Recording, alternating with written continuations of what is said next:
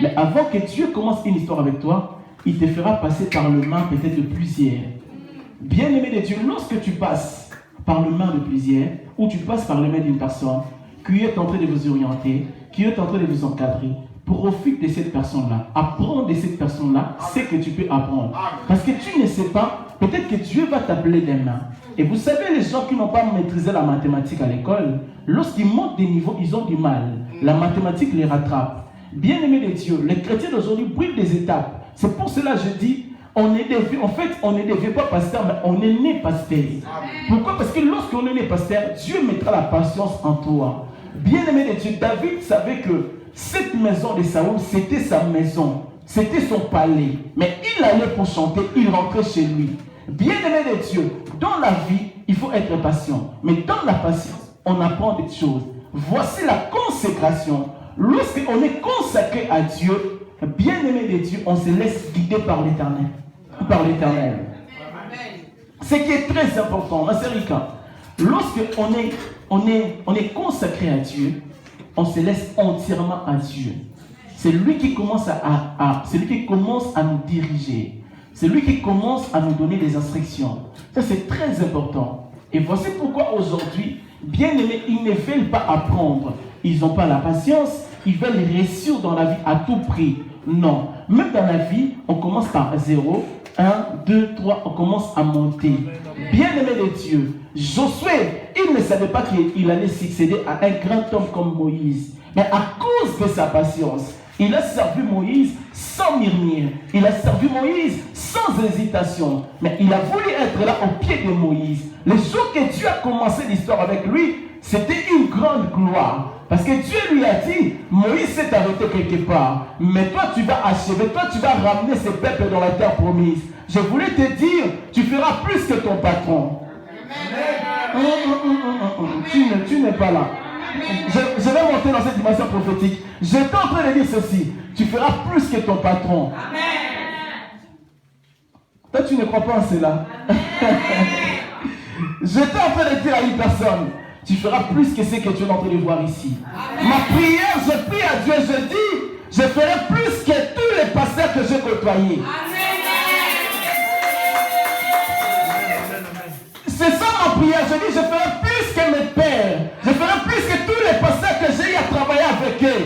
Parce que bien aimé de Dieu, tu as vu comment ils ont travaillé. Tu as vu comment ils ont fait des choses.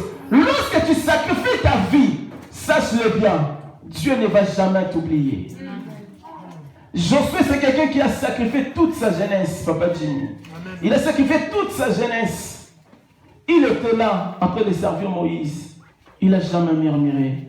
Bien-aimé, si tu te sacrifies, tu te consacres à Dieu, quelles que soient les difficultés que tu peux traverser, quel que soit le moment que tu peux voir arriver dans ta vie, sache-le bien, Dieu ne te laissera jamais. Parce que Dieu t'a connu avant que les problèmes arrivent. Ce qui est bien, Dieu nous connaît avant que les problèmes arrivent. Lorsque les problèmes arrivent, Dieu est au courant que les problèmes sont là. Toi, tu penses que Dieu ne te voit pas, Dieu te voit. Voici pourquoi un homme dans la Bible qui s'appelait David qui a dit, il dit, j'étais jeune, je vieillis, je n'ai jamais vu un juste abandonné, ni sa postérité mendiant un pain.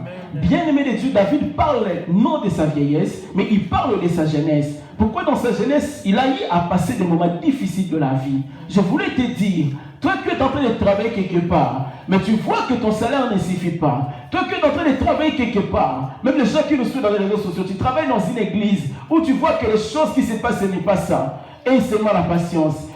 Ton temps arrivera où Dieu dira, je vais commencer avec toi. Accepte la situation, accepte le chemin par lequel Dieu te fait passer. Des fois Dieu nous fait passer par des chemins que nous ne comprenons pas. Ok, ce sont des chemins qui nous permettent de forger un témoignage. Je t'ai tenté de dire ceci, et que Dieu a amené David dans des chemins compliqués que toi et moi on ne peut pas emprunter. Mais Dieu a forgé son témoignage.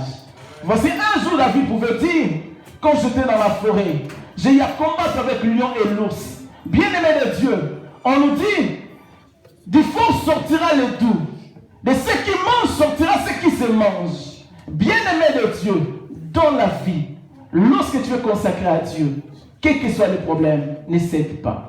Amen. Lorsque tu es consacré à Dieu, sache-le bien, Dieu te connaît. Dieu connaît tes faiblesses. Dieu connaît tes problèmes. Le plus important, c'est d'être consacré à Dieu. Lorsqu'on est consacré à Dieu, c'est comme la chose lui appartient. C'est comme toi tu lui appartiens. Dieu prendra soin de toi. Dieu ne te laissera pas. Voici pourquoi tout ce qui se passe, tu es toujours en vie. Ce n'est pas pour rien que tu es en vie. Parce que Dieu a des projets avec toi. Parce que Dieu sait là où il veut t'amener. Mais bien aimé de Dieu, tu n'arriveras pas sans passer quelque part. Tu n'arriveras pas sans passer quelque part.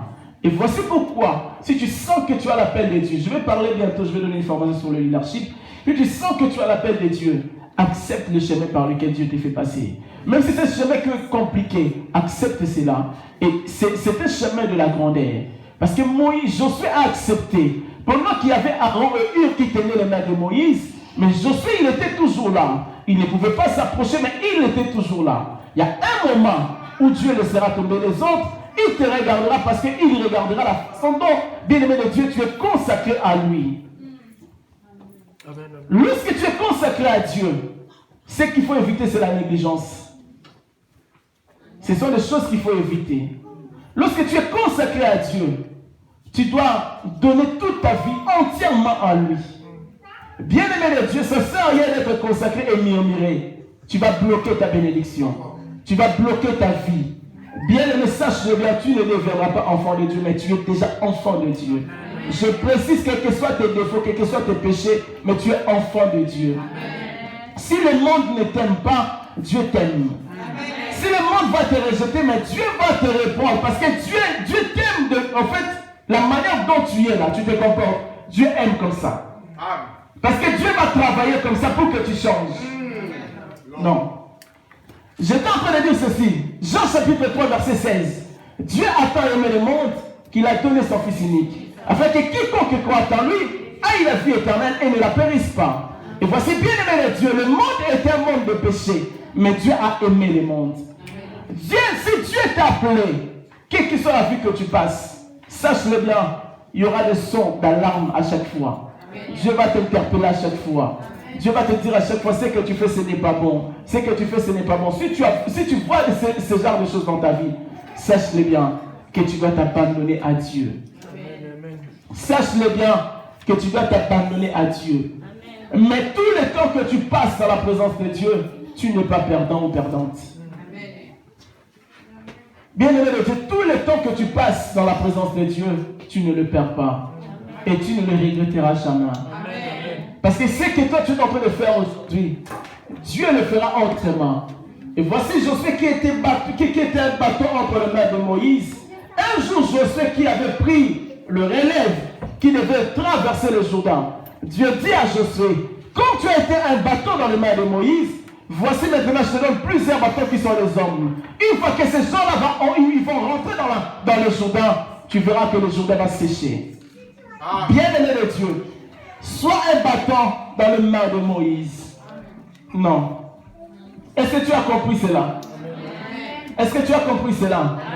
Je dis, sois un bâton dans les mains de Moïse, mais fais cela bien.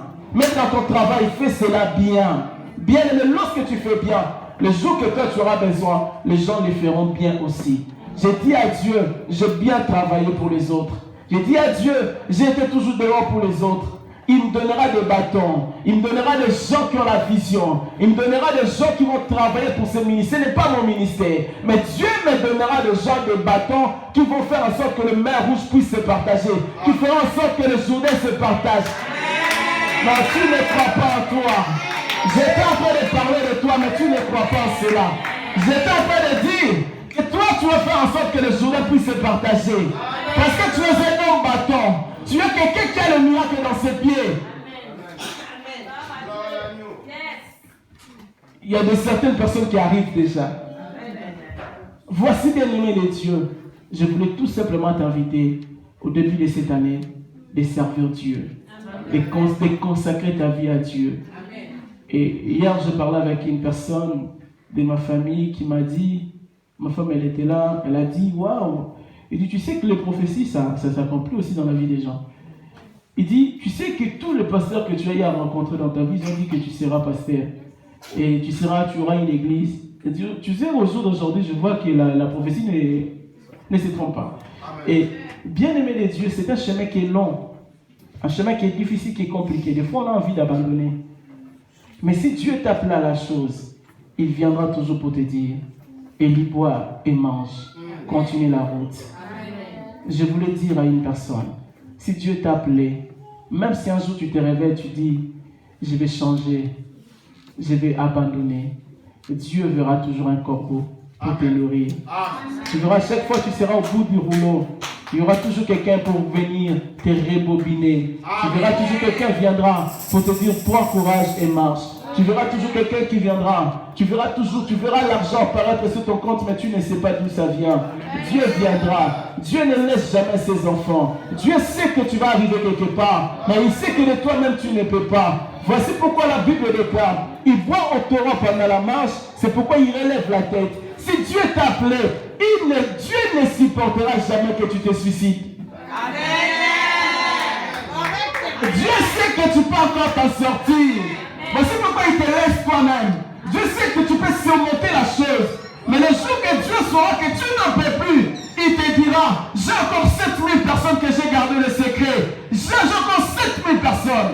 Bien-aimé de Dieu, le jour que Élie était vraiment au bout du rouleau, Dieu lui a dit à Élisée à côté, il dit, mais pourquoi tout ce temps tu ne m'avais pas dit ça? Il dit, parce que je t'ai nourri par le corbeau, je t'ai nourri, Dieu ne permettra pas. Et que vraiment tu te suicides. Quel que soit le problème, il y aura toujours une solution quelque part. Quel que soit, tu ne vois pas la porte, mais il y aura toujours une porte, bien aimé de Dieu. Dans le mur, il y aura une porte. Je vais reformuler cela doucement. Je voulais dire ceci. Même si à vous, même s'il y a 4000, j'aime bien appeler les gens quand je prêche. Ma bamba. Même s'il y a 4000, même s'il y a 4000 à vous, sache-le bien. Tu viens comme ça, tu vois, il n'y a pas de porte. À gauche, il n'y a pas de porte. Il n'y a pas de porte. Paul et Silas dans la prison, appelés à servir Dieu, mais dans la prison. Un jour dans leur prière, ils ont vu le ciel s'ouvrir. Sache-le bien dans la vie, Dieu ne permettra pas. Des fois, Dieu accepte que nous puissions pleurer. Mais Dieu sait que tes larmes ne sont pas encore finies. Dieu n'acceptera jamais que tu manques de larmes. Dieu sait à tel point, dans le mur que toi tu vois, Dieu voit une porte qui va s'ouvrir. Ce que j'aime avec Dieu, il ne regarde pas comme nous. Ce que j'aime avec Dieu, pendant que moi je vois la mort, lui il voit encore la vie. Pendant que Lazare était mort, on lui dit, Lazare, il est mort, ton ami que tu aimes. Il dit, non, c'est encore le sommeil. Parce que moi, je ne peux pas permettre qu'il y ait la mort. Bien-aimé de Dieu, ta mort, c'est encore le sommeil. Sache-le bien que Dieu ne t'abandonnera jamais. Même quand je suis dans le problème, où je regarde le ciel, je dis, mais en réalité, tu m'as abandonné. Je dis, en réalité, tu n'es pas avec moi. Mais il y a un esprit qui me dit, ne crains pas, je suis toujours à côté. Bien-aimé de Dieu, dans le silence de Dieu, la présence de Dieu peut jaillir. Dans le silence de Dieu, une parole peut sortir de nulle part. Dans le silence de Dieu, la parole de Dieu peut te parler. Dans le silence de Dieu, voici un exemple. Élie qui attendait la présence de Dieu sur la montagne. La présence de Dieu ne venait pas. En fait, la Bible dit ceci. Il y avait le tonnerre, Dieu n'était pas là. Il y avait bien aimé les dieux, le feu, Dieu n'était pas là. Il y avait les tremblements, Dieu n'était pas là. Peut-être dans les choses où tu t'attends, Dieu n'est pas là. Peut-être sur la personne dont tu dis qu'il va me donner de l'argent, Dieu n'est pas sur cette personne-là. Mais on nous dit dans les murmures doux, Dieu est venu. Dieu, des fois, il vient simple dans ta vie. Dieu, des fois, viendra simple dans ta vie. Il suffit de trouver un petit travail. Dieu vient dans la simplicité de foi. Ne cherche pas de grandes choses. Commence par les petites choses et tu t'en sortiras.